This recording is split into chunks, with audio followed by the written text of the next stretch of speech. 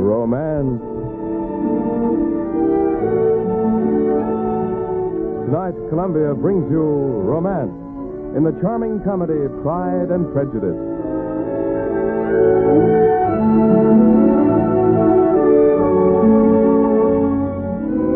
Once again, the Columbia Broadcasting System brings you Romance, great love stories of today and yesterday. Here you will find adventure, the adventure of boy and girl, man and woman, in search of happiness with one another. Here you will find mystery, the mystery of the human heart.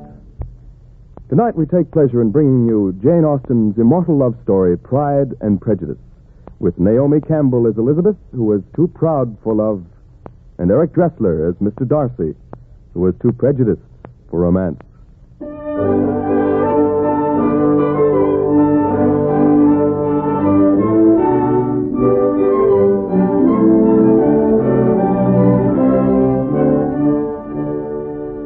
Pride and Prejudice is a story based on a certain belief widely subscribed to by mothers at the turn of the 18th century.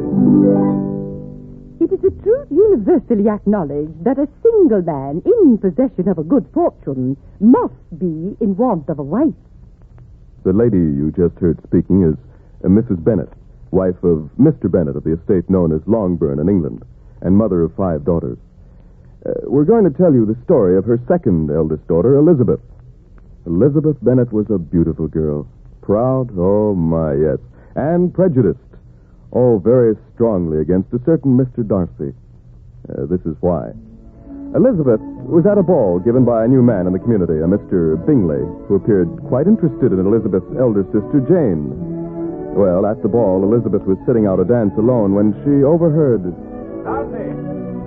Darcy, why are you standing over here by yourself? Come, let's see you dance a few sets. Thank you, no. You're dancing with the only pretty girl in the room. Jane Bennet. She is beautiful, I'll not deny that. But there's her sister Elizabeth sitting over there to the right, who's very beautiful herself. Let me present her to you. Sorry, old man. She may look all right to you, but she doesn't tempt me. And I'm not in a good enough mood to feel like putting up with young ladies who have no partners.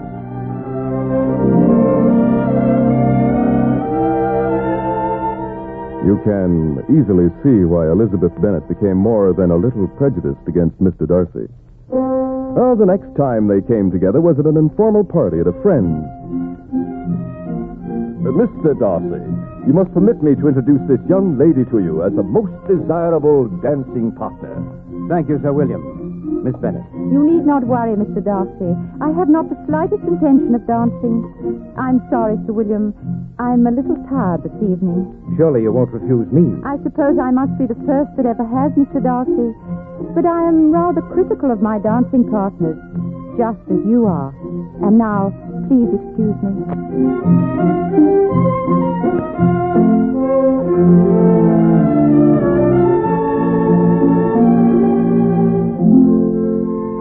Ah, Miss Bennet. Oh. Don't you know that it takes 2 people to fully appreciate a moonlit evening? You shouldn't be sitting here all by yourself. What amazing conceit you have, Mr. Darcy. To think that you could add anything to a moonlit evening. You don't like me, do you, Miss Bennet? That is an understatement, Mr. Darcy. I'm very sorry.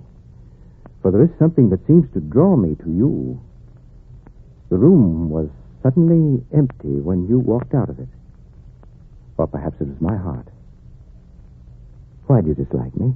Mr. Darcy, I couldn't begin to tell you.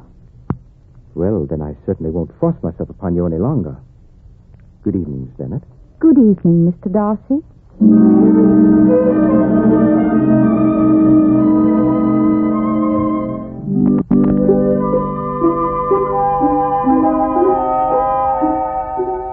Well, Darcy, why are you walking up and down so late out here? It's almost 3 in the morning. Why are you walking up and down so late, Bingley?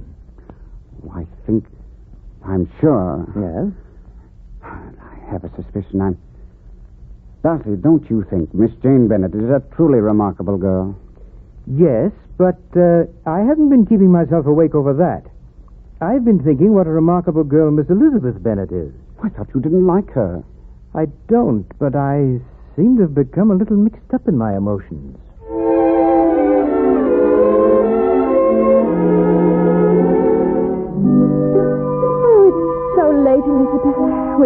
shall go to bed. I know, Jane, but the moonlight is so bright. Oh, Elizabeth, don't you think Mr. Bingley is very handsome? Very. And extremely clever? Extremely. And delightfully charming? Delightfully. Elizabeth, you aren't really listening to me at all. What are you thinking of? How much I dislike Mr. Darcy.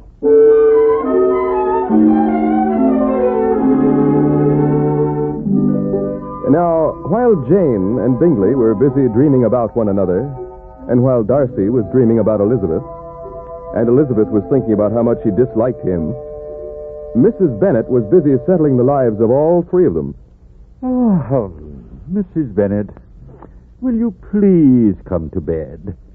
You make me so nervous charging up and down the room that I can't close my eyes. Well, Mr. Bennet, if you don't care anything about the future of your daughters, I do.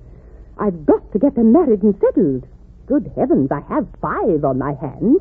And practically no one I know has more than 2 to worry about. Mrs. Bennet, why not leave that in the hands of Providence for tonight? There's really very small chance of your getting them married at 3 in the morning. Jane, of course, will marry Mr. Bingley. Now, Elizabeth, I think Elizabeth must marry Mr. Collins. Mr. Collins? That unpleasant cousin of mine? Mr. Collins told me Monday when he arrived for his visit that he wishes to marry and take a wife back with him. I think that may as well be Elizabeth. Elizabeth isn't in love with Mr. Collins. In love? I can't wait around for her to fall in love. No, sir. Mr. Collins shall have your permission to speak to her tomorrow, and she will accept him. All right. May I go to sleep now, Mrs. Bennet? Yes, Mr. Bennet, you may.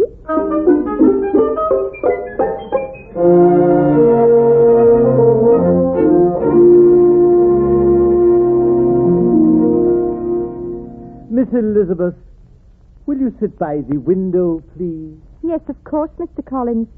But why? Miss Elizabeth, permit me to tell you that I have your mother's permission for this address. First, I think that every clergyman in easy circumstances should set an example in matrimony to his parish. Secondly, I think it will add greatly to my own happiness.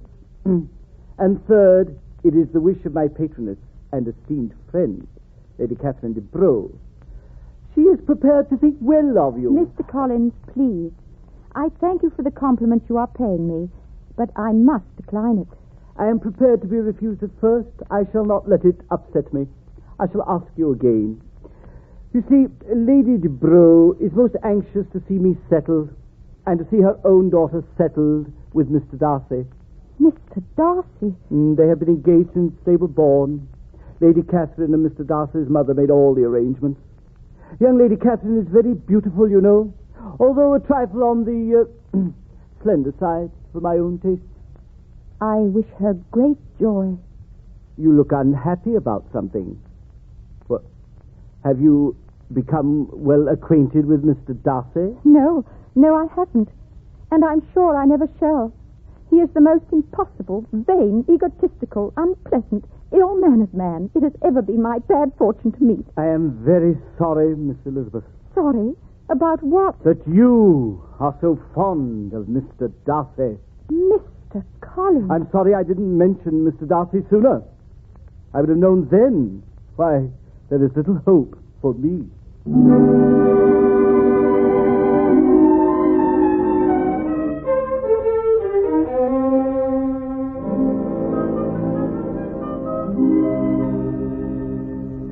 Mr. Bennet, you will kindly speak to your daughter Elizabeth immediately. And what has she done, Mrs. Bennet? I've just refused Mr. Collins, Papa. I am not speaking to Elizabeth at the moment, Mr. Bennet, but I expect you to inform her that you insist upon her marrying him. Mm-hmm. Well, Elizabeth, an unhappy alternative seems to be before you. From this day, you must be a stranger to one of your parents. Your mother will never speak to you again if you do not marry Mr. Collins. And I will never speak to you again if you do. Mr. Bennet, this is the grossest insubordination. Yes, Mrs. Bennet. Elizabeth, do you want to be an old maid? I would just as soon as marry someone I didn't love. Oh, as far back as I can remember, there has never been an old maid in either your father's family or mine. Oh, I'm going to be upset. Oh, you don't really want to upset me, do you, Elizabeth? No, Mamma, but I don't want to marry Mr. Collins either. And of the two, having you stop speaking to me would be the lesser disappointment. Oh, I am hurt deeply, Elizabeth, deeply and gravely. I'm very sorry, Mamma. Please excuse me. Oh, dear, oh, me. Girls nowadays are certainly not as obedient as they used to be. That may be just as well, Mrs. Bennett. Oh, well, at least Jane is not defying me. Jane will marry Mr. Bingley, and then I will only have 4 girls to worry about.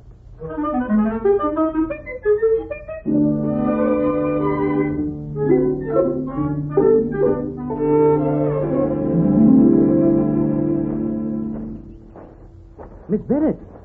Oh, Miss Bennett. Mr. Darcy, We seem to be walking in the same direction. I can change my direction. Oh, no, I'll change my direction. I wouldn't think of spoiling your walk. Just as you wish, Mr. Darcy. This seems as good a time as any to say goodbye, I suppose. Goodbye. I thought you and Mr. Bingley were going to be here all winter. We had a change of plans. My sister's not been well, and I'm taking her to Italy. Bingley's coming along with us. Oh. There's been an understanding between them for some time. You follow me, don't you? Perfectly, Mr. Darcy. Yes, I think they'll be getting married in the spring, as soon as it can be managed. When 2 people are in love, there's little good in waiting. Of course not.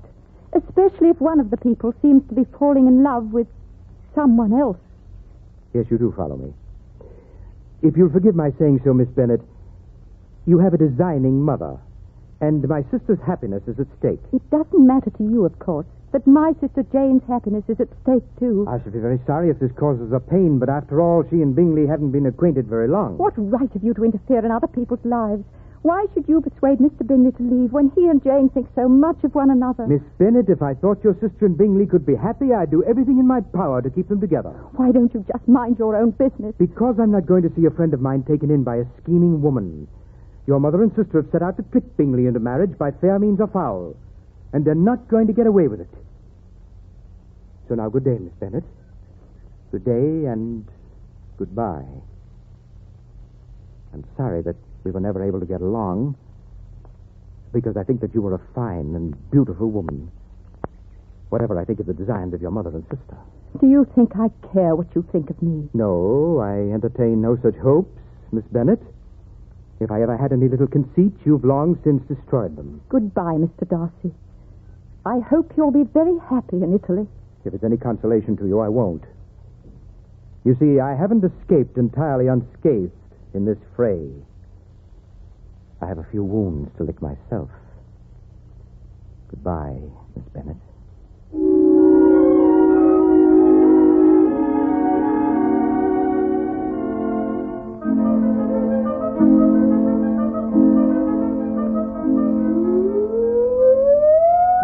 Mrs. Bennett, will you kindly stop that infernal noise?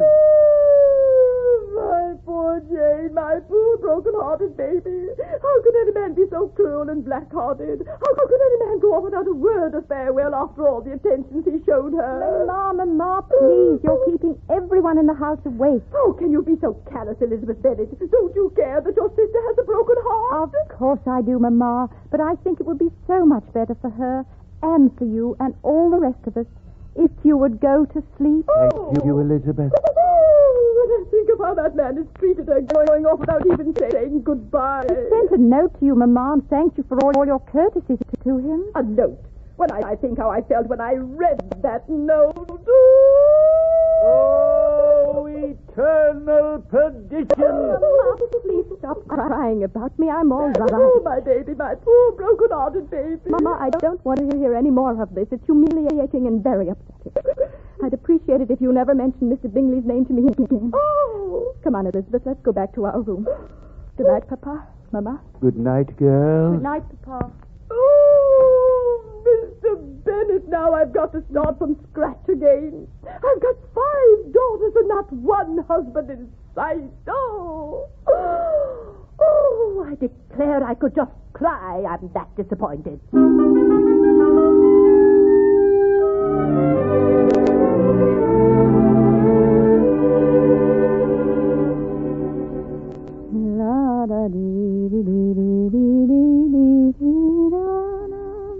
Please, Elizabeth, don't hum that song. Oh, Jane, I'm sorry, my dear. That's one of Mr. Bingley's favorite songs. Oh, Elizabeth, you don't know what it's like. You've never been in love. It hurts so much you want to die. And yet you know you won't die. That you'll go on living with the hurt. And when the hurt finally goes, you'll be completely empty. Empty. The room was suddenly empty when you walked out. Or perhaps it was my heart. What are you talking about? Someone said that to me once. You never told me someone you loved. Someone I might have loved. I know who, Elizabeth. I guessed. Oh, I'm sorry I said that. It was selfish of me. You know far more about how love can hurt than I. I at least had a few weeks of happiness. I did not say I was in love. I only said I might have been if I didn't despise him so. Don't be too proud, Elizabeth. Pride is such a lonely thing when you choose it in place of love. Pride is all I have, all I've been offered, and all I want. Good night, Jane. I'm very sleepy. Good night, Elizabeth.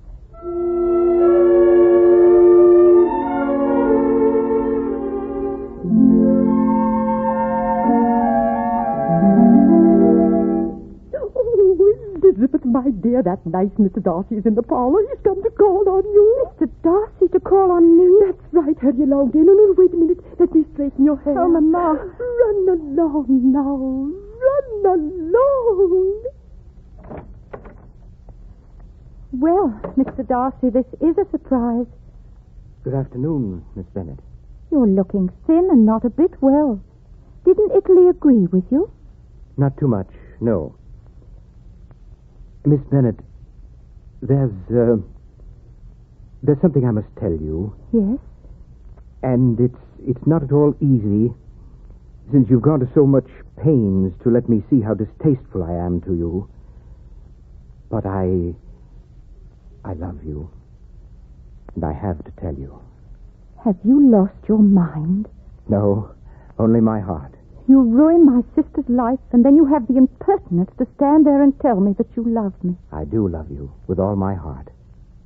And with all my heart, I wish that you loved me, too. Elizabeth, will you marry me?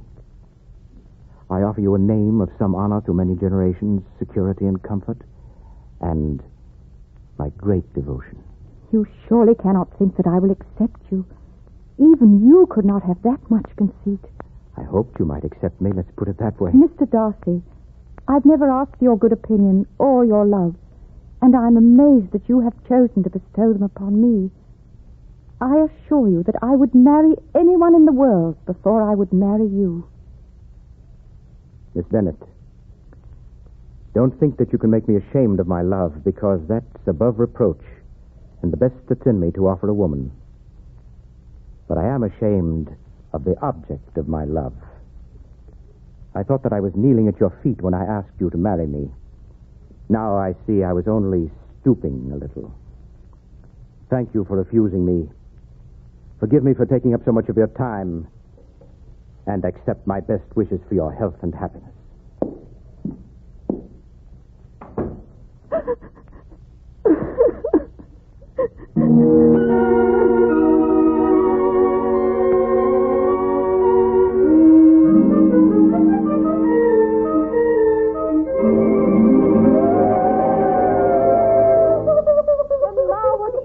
What's wrong, my dear? Oh, it's Lydia, our daughter Lydia. She ran off with a soldier. Look at this note. Oh, my baby, my poor baby, married without a mother there. Oh, God bless her.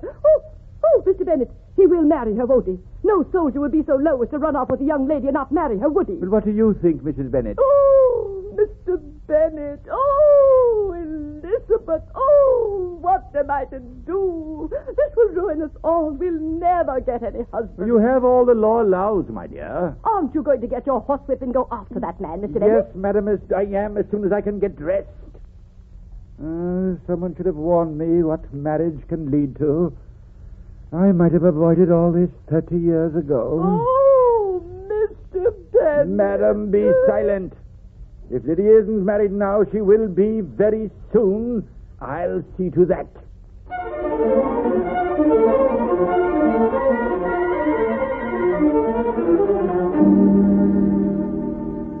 Papa, Yes, Elizabeth? I want to talk to you. What is it, Elizabeth?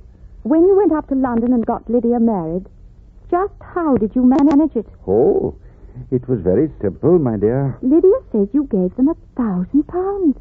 Where did you get the £1,000, Papa? From Mr. Darcy, Elizabeth. Mr. Darcy? Yes, my dear. He came to see me. He heard about Lydia, and he said the only way to straighten things out was to give them some money to get them started. You shouldn't have accepted any money from Mr. Darcy. He's not a friend of ours, Papa. Not a friend? No. He's a friend indeed. And a friend indeed. If that isn't a friend, I don't know what is. I wanted to give them the money at once, but my solicitors couldn't be reached. Mr. Darcy kindly lent me the money. I paid him back the next morning. If only it hadn't been Mr. Darcy. Elizabeth, my dear, are you in love with Mr. Darcy? Why does everyone keep asking me if I'm in love with that man? Because maybe you have so many symptoms. It takes more than symptoms to make a case of anything. I'm not in love with him. And no matter what he does for this family, I'm not going to be in love with him. All right, Elizabeth. All right.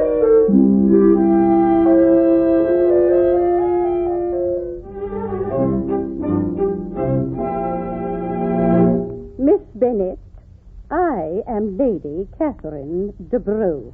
This is quite an honor, Lady Catherine, that you should call on me. Yes, it is. I've come to talk to you about my nephew, Mr. Darcy, who is going to marry my daughter. Indeed. Please congratulate them both for me. Don't be impudent. But I thought I was being polite. You were being sarcastic and therefore rude and impudent. Miss Bennett, I will be my usual frank self. I've heard rumors that you and my nephew were to be married, which I knew must be a scandalous falsehood, and I want the report universally contradicted. Your coming here is likely to appear a confirmation rather than a contradiction. I'm not going to have my plans upset by a young woman without family connections or fortune. I wish to know once and for all, are you engaged to Mr. Darcy? I am not. Ah, will you promise me never to enter into such an engagement? I will not. You are then resolved to have him. I did not say that.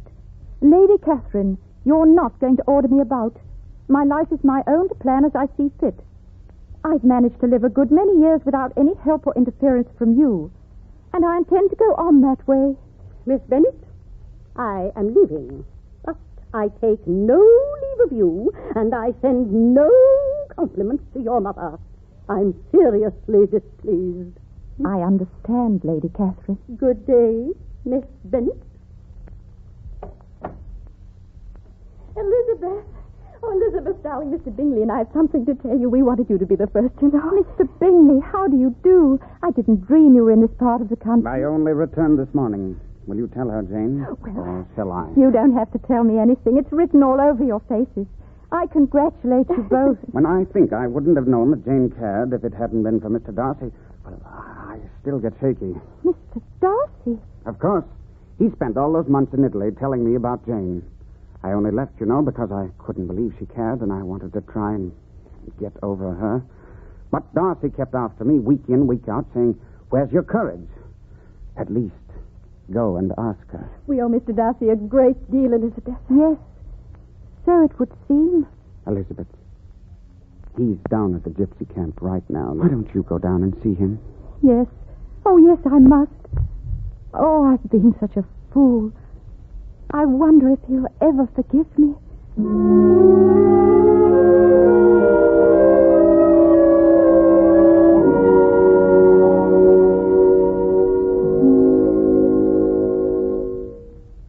Mr. Darcy, Why, Miss Bennett. Oh, it seems I owe you some apologies and some gratitude. Oh, please don't speak of them. It isn't gratitude that I want from you. Elizabeth, my Aunt Catherine tells me that she came to see you And that you refused to promise not to marry me. It was shameless of me, I'm afraid. But you see, I hoped you might ask me again. And I didn't want to be bound by promises. And if I did ask you again, what would my answer be this time? Surely I don't have to tell you that. Well, you've told me so many unpleasant things. It would be nice to hear something more to my liking. Why then, Mr. Darcy, if you did ask me again, I would say, thank you so much. I'll try very hard to make you happy. Oh, Miss Bennett. And I would say, I've loved you from the first moment, but I found it very difficult to say so. And I would say, I am yours now, whether you want me or not, completely and forever. Oh, my darling, I've waited so long. I know. We got all mixed up in a porridge of Pride and Prejudice. But it will be beautiful now, my darling. Yes, it had to end this way. We were for each other from the beginning of time, and always will be, until the end of time. I love you, Mr. Darcy, very, very dearly.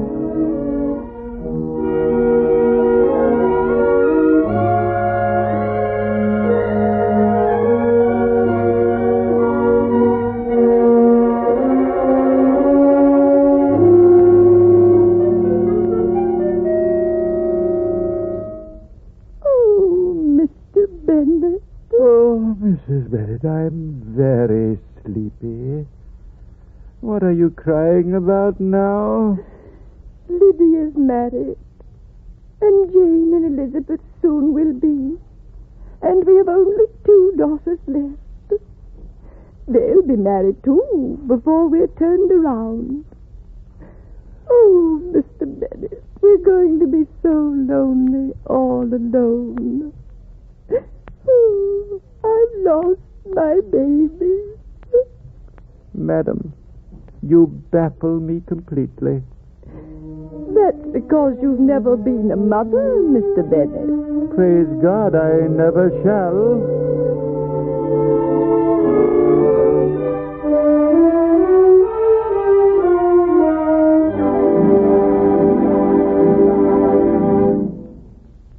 CBS has brought you Romance, great love stories of today and yesterday.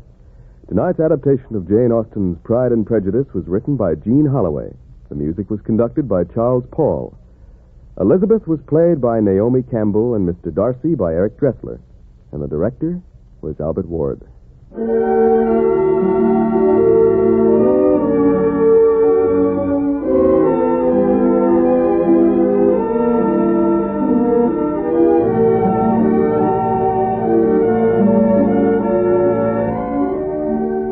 Next week, America's greatest writer about young people and young love tells his most famous story on romance.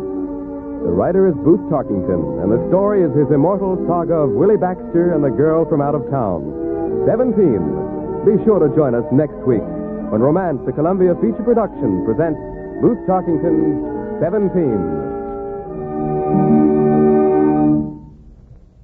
There's no need to send food packages to persons in Europe by hit-or-miss methods. For a nominal charge of $10, CARE, a non-profit organization, will send packages of food, woolens, cottons, or blankets abroad. If they don't reach their destination, your money is refunded. For more information, write to CARE, 50 Broad Street, New York City. This is Sandy Becker speaking for CBS, the Columbia Broadcasting System. And this is WCBS, New York. 8 p.m. BULOVA, Boulevard Watch Time. America runs on Boulevard Time. Sport fans, remember to hear the old redhead tomorrow night at 6:30. Red Barber's guest tomorrow night will be Carl Schladman, track coach of Michigan State College. For a spotlight on sports, it's Red Barber